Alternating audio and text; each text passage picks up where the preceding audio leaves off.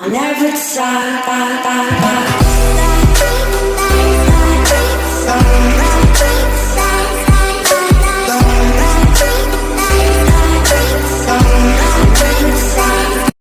Ассалаумағалейкум достар, сіздермен бірге қазақ ютубер Додза.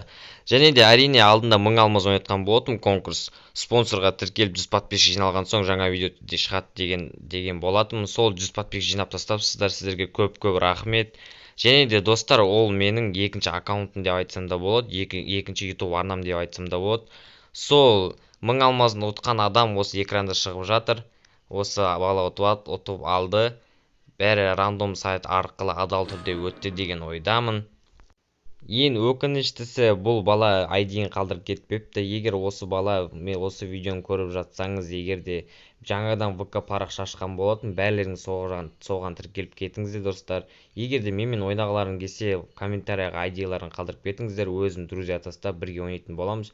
Және жаңағы ГГ киллер досымыз 1000 алмаз ұтқан екен. Сол дос, егер де осы видеоны көріп жатсаң, ВК парақшама ID-ін қалдырып кет, 1-2 күнде саған 1000 алмазын салып жіберетін боламын.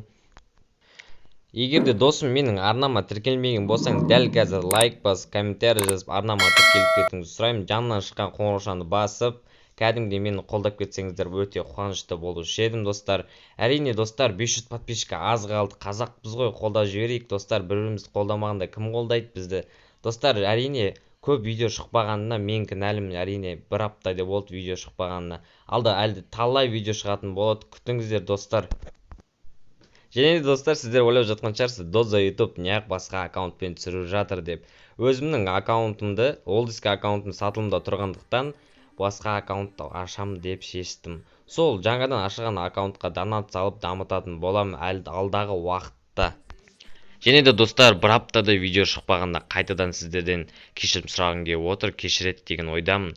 Жақында достар 500 подписчикке қайтадан алмаз ойнататын болам, тезірек тіркеліп кетіңіздер. Сіздермен болған қазақ ютубер Додза.